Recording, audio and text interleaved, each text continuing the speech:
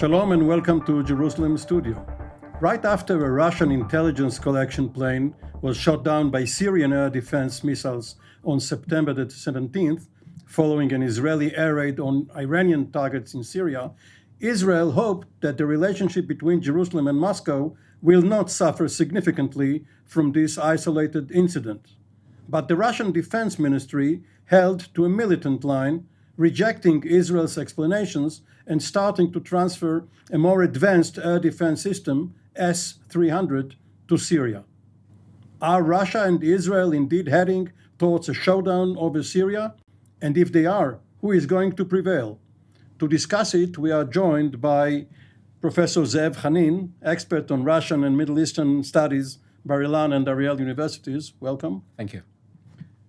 Lieutenant Colonel Reuven Ben Shalom, cross-cultural strategist and columnist for the Jerusalem Post, and Avi Melamed, CEO and president of Inside the Middle East Institute in the United States. Welcome, all of you. Thank you for having me. Professor Hanin, why are the Russians so angry, still so angry, after almost 3 weeks? Well, in principle, there are three reasons, or maybe three versions, as far as we can see by learning what they said, Russian leaders, and comments in the Russian media, professional media and mass media. One of the versions is, or explanations, is that actually when the Israeli delegation with the General Norkin came to Moscow and presented their explanation and their picture of what happened, it was so persuading, it was so clear-cut, that for Russians, actually, they didn't leave them any place, like we say, for room for maneuvers. They either had to accept it as is and lose their phrase, and otherwise, or to say that it never happened. And that's exactly what is going on now. They're angry about Israelis, they said the truth. The second version, second explanation, what actually happened, is that it was engineered by the Russian side in order to have to get out of the understandings between Moscow and Jerusalem, and to limit the Israeli force there on the on the Syrian land, especially in order to provide the new armament S-300 and other more protective armament for the Russian forces and for Iranian and Syrian forces. And the third explanation, that Russia never planned it, but as far as that happened, they're trying to use this situation in order to get something from that. So you can choose any of these explanations, but I would probably believe in the first one. Colonel Ben Shalom, we frequently hear in the news that Russia is selling either Iran or Syria or Turkey advanced air defense systems, S-300, S-400. Of course, the NATO alliance has other nicknames for these systems. The S-200 system, which is the one which shot down the Russian plane, is called SA-5 or Gammon in the NATO glossary. As a former Israeli Air Force pilot, how fearsome were those systems when you and your colleagues heard that they are about to enter the arena here? Well, we have to understand that it's always sort of this back and forth game. New technology comes online on the other side, and you prepare and make your own technology to counter it. The Israeli story has always been to be one step ahead. Usually these systems, when they come online in the arena, it's after we have learned them, evaluated them, and integrated them, incorporated the knowledge about them in our systems. What I mean by this is that, of course, every Israeli platform in the sky will immediately recognize it and know what to do to counter it or to avoid it. So each one of these systems, when it came online, it used to be the top of the line. When the SA-2 came aboard, it was such. When I joined the Air Force way back in 1986, we were talking about this very system, because this system was deployed around 1979, okay? So it's not new. But still, when you look at the arena today, it is one of the more advanced platforms. I'm not going to tell you that the Air Force are now saying, bring it on, no problem. It certainly will be a challenge. I'm just saying it's going to be one in a whole set of challenges which we're always eager and always successful in countering from the technological and operational aspects. Avi Melamed, following up on what Reuven just said, there used to be a time when Israelis, and especially the Israeli Air Force and intelligence community, used to follow the new MiGs in the Syria, so the new Sukhoi fighter planes, MiG 15, 17, 19, 21, 23. And each time there was this fear that the new aircraft will be better than the American-made one, or the American-made one with Israeli improvements and avionics. And then it turned to the air defense system. But the question is not really military or technological. We remember what happened with several systems, air defense systems, going back to 1960 with Francis Gary Powers, the U-2 pilot who was downed by an SA-2. And then, of course, during Israel's war of attrition and Yom Kippur War. And even later, when Reuven talked about the S-200 or SA-5, when they were brought in early 1983, as a response to the Israeli success in destroying the earlier models of Soviet-made air defense systems, Israel was deterred from striking Syria. So the question is, what is the political dimension of what is happening now with all of these air defense systems? I think I will start with the bottom line. The bottom line is that Israel will not change its strategy regarding the presence of the Iranians in Syria. Israel says, and very clearly, and Israel drawn very clear red lines, that Israel would not tolerate a military presence of the Iranians in Syria, and rightly so. A military presence of the Iranians in Syria, either directly or through their proxies, Iraqi Shiite militias, Hezbollah, Afghanis and Pakistanis and others, in the end of the day, if not tackled today, will result in, at some point in the future, huge collision. And I think that in that context, Israel is very serious, and it should be very serious. More important, I would even say, Putin is tuned to the Israeli message and interest in that specific context. So the bottom line, as far as I'm concerned, obviously not going into the whole ins and outs of the technology and so on, what I'm saying is that from a strategic perspective, I would say that Israel will stick to its very clear line. Professor Hanin, the old Strategic Air Command, SAC, during Curtis LeMay time in the United States at the height of the Cold War, had a slogan, "Peace is our profession," which was also depicted in Dr. Strangelove, the movie.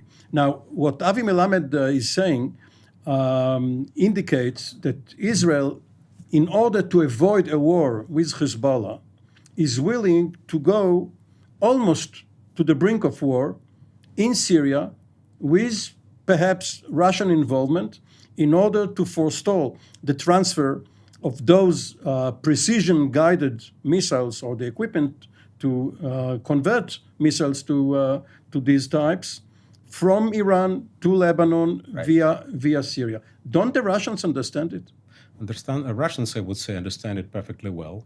That was the background and basis for mutual understanding between Putin and Netanyahu in the recent at least 2 years, a year and a half.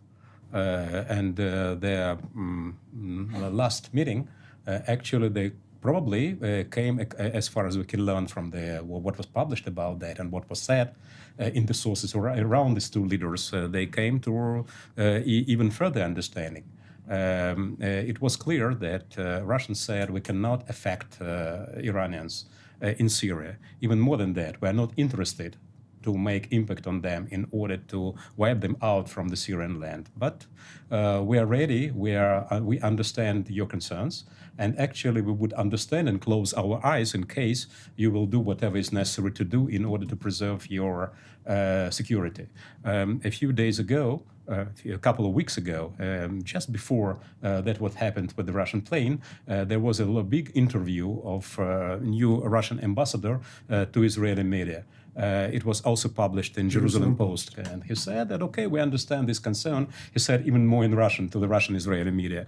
And he said, okay, we understand perfectly well. So do whatever you need to do, okay? And now, does it mean that we have the game change? I would say, continuing the obvious line, that in principle, Russians were ready to take Israeli requests seriously not because they were going to give to Israel favor. They understand perfectly well that in case, as colleagues said it here, if Israelis would have to do what they need to do in Syria, no Russian defense systems, including S-300, will not be a threshold for that. But the Russian interest as well as Israeli interest was not to come to the situation that Israeli Air Force would have to overcome this 300. Okay, Russians understand that it will be a sort of a clash between two air forces, and the previous one in 1982. It happened not so in a mostly pleased way for the Russian Air Force and the Russian defense systems. And finally, it will be very bad advertising for the Russian for the Russian sales, arms sales. At the moment, what they sell, just only 6% of their external sale is actually armament here, and half of it is actually marketed here in the Middle East. So from this point of view, that will be too bad for them in order to, if the situation will bring to that. But on the other hand, just one additional sentence. If you will have a look at the recent opinion polls, the rating of Mr. Putin is climbing down. If you will have into account that candidates for governorship positions that came on the behalf of the ruling party, many of them actually lost. And if you will take into account the fact that the critic on Russians' behavior in the current diplomatic issue came not only from the liberal left, but also from the radical right, they say that actually they use the наши заклятые партнеры, our faithful frenemy, meaning Israelis. They would never be able to do what they do if we really will be so strong. From this point of view, Mr. President Putin should also be strong. Colonel Ben Shalom, how impressive, in the view of Israeli professionals, is the Russian claim, first of all, to a strip of land, coastal land, around Latakia, Tartus, as a naval base, and then Khamimim air base, which is not too far from their same province. Is that an impediment, an obstacle to the Israeli Air Force when it plans its sorties above the Mediterranean or towards Lebanon in Syria, now that most munitions are being launched in a standoff way? Mm-hmm. Well, I think that the Israeli Air Force and Israel in general relate to Syria now as being dominated militarily by Russia. It's like 3 years ago, the big war machine of Russia came in. I think it's very impressive, the means that they poured into this country. And by the way, the losses they've had. I also want to remind us, when we talk about all these strategic considerations, that 15 servicemen came home in body bags. Okay, this is also a really personal issue for them.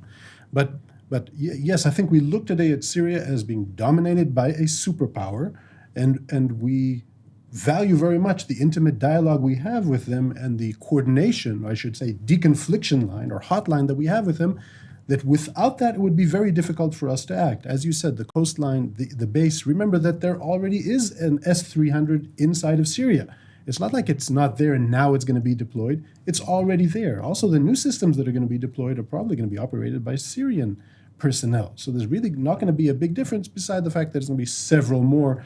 So bottom line, the whole entire country and the Mediterranean reaching out for 200 kilometers is all covered. So what happens in a scenario now when the Russians that are playing very tough, I mean, they're surprising all of us. What happens if they say, the rules of the games have changed, you can't fly here anymore. This is a no-fly zone, all of Syria. Or maybe they'll do it more in a diplomatic way. They'll say, we call on all parties to let Syria now rehabilitate. Now that the war is over, please respect the sovereignty of Syria. What do we do then? We don't do anything anymore? Good question. I agree with my colleague here that our policy now for the last few years has been so dominant, so clear. I don't think we can backtrack on that. I think this will even push to a different kind of rhetoric from Israel that I think lately has been too loud, too overt, talking too much. I think we're talking too much about what we're doing. So I think it will have to be more quietly, maybe even change the tactics. It won't be an F-35 flying over Syria, waving its wings, and then posting it on Facebook. It will be something different. Still, we have heard Defense Minister Victor Lieberman, who actually disclosed what the essence of his discussion with Mr. Shoigu, that he said that Israeli Air Force is going to do what is necessary to do. I think we also have to learn to be more modest in this respect with Russia. Less talkative. Less talk and more modest and more respect and play the mind game. But from a professional military standpoint, we know that when two forces which are not organic to each other cooperate in a military operation, mishaps would happen. Of course. Even in your own armed force. What has happened with the Russians?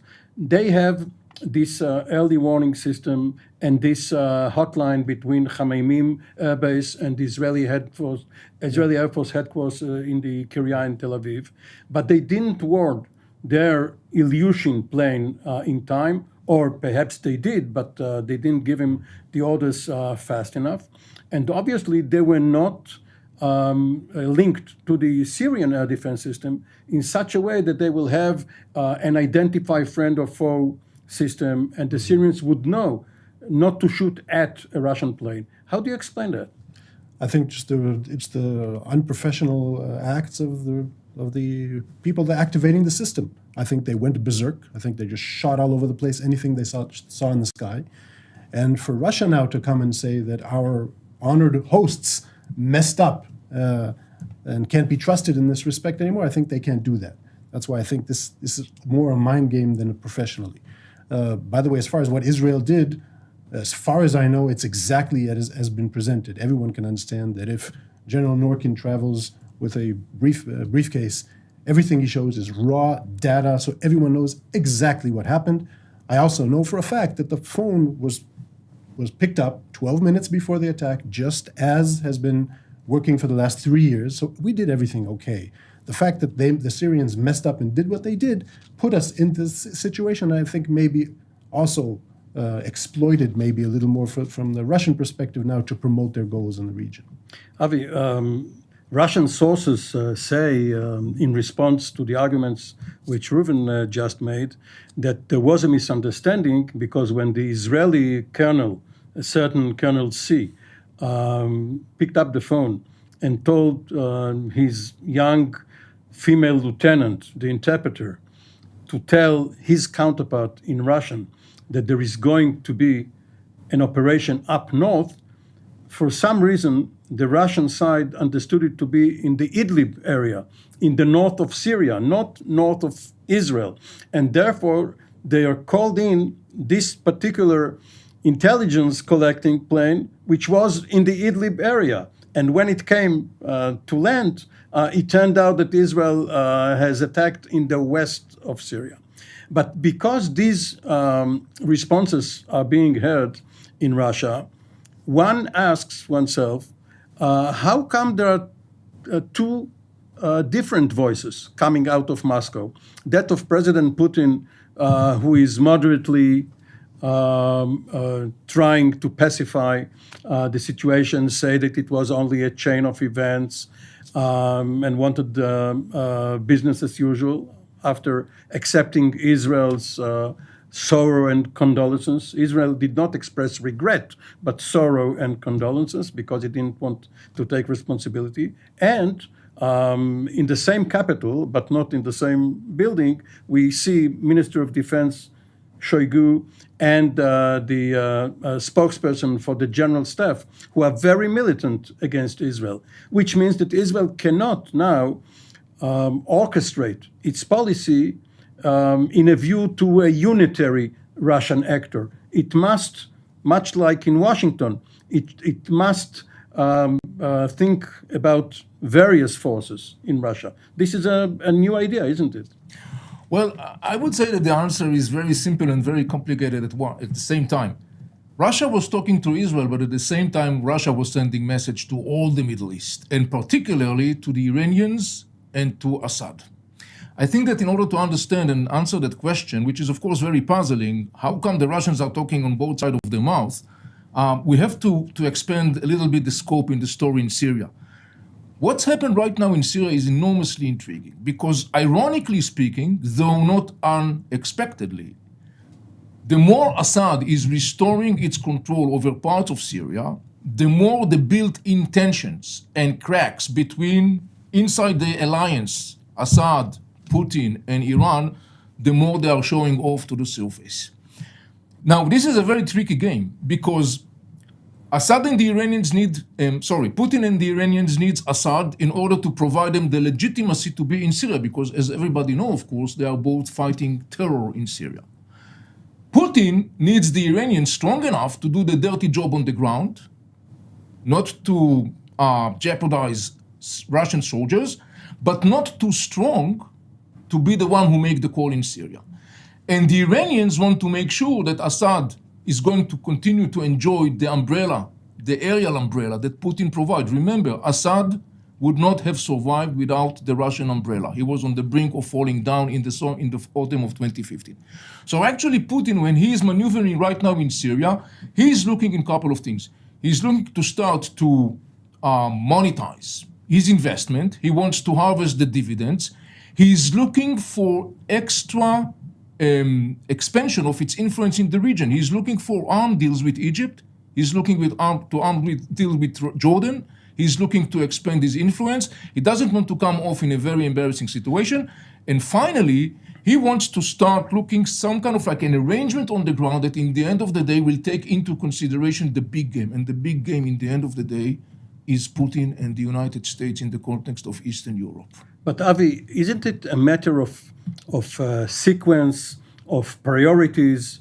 There is an illusion that right now what Putin needs is the Iranian support for the stability program, the peaceful solution, quote unquote, which is being cooked for Syria, for the opposition to give up and perhaps share some power. And then he will be glad if the Iranians are evicted from Syria. But could Assad survive even after this formula is in force without the Iranian support on the ground? Perhaps the Iranian presence there is open-ended. It is not going to be finished early next year. As far as the Iranians are concerned, they would like, of course, to stay in Syria. I want to remind you that the Iranian Minister of Defense rushed to Syria a couple of weeks ago to sign this alliance with Assad, basically trying to stabilize the Iranian influence and presence in Syria. But we have to remember, on the other hand, there are other factors that are involved in the story in Syria, and the least important one of them is Assad. We got Russia, we got Turkey.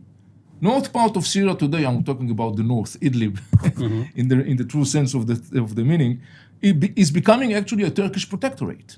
The south part of Syria, to a large extent, become an Israeli, Jordanian, US protectorate, okay? The eastern part, the northeastern part, is Kurdish protectorate. So in the end of the day, when you look at the whole factors that are involved in the picture, you have to ask yourself, who has the weaker hand? Who has the upper hand and who has the weaker hand? Down on the bottom, you will find Assad, the most weaker hand. Above Assad, surprisingly or not, are the Iranians. And above them are the Turks. And above them is Putin. And above them is the United States of America. And where is Israel? Israel, you could put it on the side of the United States of America. The Iranians know they have some weak card to play with, and they try to maximize it. One last word in that context. When we talk about Syria, we always have to talk about Syria in the context of Iraq, and in particularly in what's going on in Iraq right now, and to a certain extent Lebanon. You cannot divide between these three entities. 2019 is going to be the year where we arrive this watershed. Professor Hanin, one particular term which was evident in the discourse following this incident was ungrateful. Israel has been ungrateful. We Russians did so much for it. We agreed that the Iranians must be 100 kilometers from their boundary. And this is what we established the state of Israel. Yes. And we supplied your armament, and we are so saved big Jews in friends, Aleppo. and so on and so forth. Okay, To answer your question, I would like a little bit to address to what Reuven said, that we should be careful, Israeli government, like indirect critic of Israeli government, that it was not careful enough and not quiet enough. Well, in principle, Israeli government was quiet enough and thankful enough. If we will take into account, as an example, that Israeli version was never published, all this suitcase or whatever, all this bag of General Norkin. In principle, in 2 days, it was as if Russians understand that asakim karagil, business as usual. Yeah. Business as usual. And then it was harsh criticism of Israeli side. Probably somebody in the defense ministry understood. And if the Israeli version indirectly, kindly and quietly, will be accepted by the public opinion, not in international, but also Russian public opinion, it means dismissal of the defense minister and bringing before the court officers that were advisors to the Syrians that were doing what they are doing, what they did. So from this point of view, we should understand that Israel should be a little bit more assertive in this case, and especially due to the fact that after that happened, all this anti-Semitic festival in the major Israeli media, that's something which Israel is unable to take for granted. We are almost out of time. Could you please, let's start with Avi, then Reuven, and then Zev, could you please predict what will happen the next time around when the Israeli government hears that there is another Iranian shipment on its way to Lebanon? It must decide whether to strike it or not, or perhaps strike it but not from the air. What will Israel do? How will the Russians react? I predict Israel will continue its policy. As I said before, it is determined to prevent that situation. And I predict that the Russian, in the end of the day, unless we are talking about really big catastrophe, the Russian will not retaliate. Reuven? I think the Russians will make some kind of declaration of respecting the sovereignty of Syria. I think we will act, but I hope that we'll go back to the days when mysteriously warehouses blow up and nobody assumes responsibility and foreign sources attribute it to Israel. But that means that perhaps Israel should not coordinate with the Russians so that they will not be complicit, because if they know and they don't warn their Syrian hosts in advance, it means that they were willing to let Israel do it. We must deconflict. I don't say coordinate. Must deconflict with Russia and respect them as important partners in the region. Professor Hanin. I believe that in a few weeks, a few months, or half a year, all this diplomatic conflict will be behind us. It will be more difficult for Israel to do what is necessary to do, but I believe that Russians will understand that Israel has no choice but to continue. So this particular incident will be behind us and life will go In on. some time, yeah. Thank you very much, Professor Hanin, Colonel Ben Shalom, and Mr. Avi Melamed. Thank you, our viewers, and we will see you next time.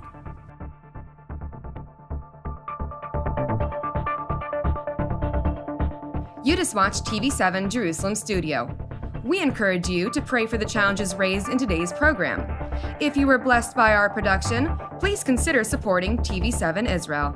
The details of our respective bank accounts for donations from Europe and the United States appear on the screen. Your generosity allows us to continue to serve God's calling, to broadcast content that truly matters through TV7 Israel from Jerusalem.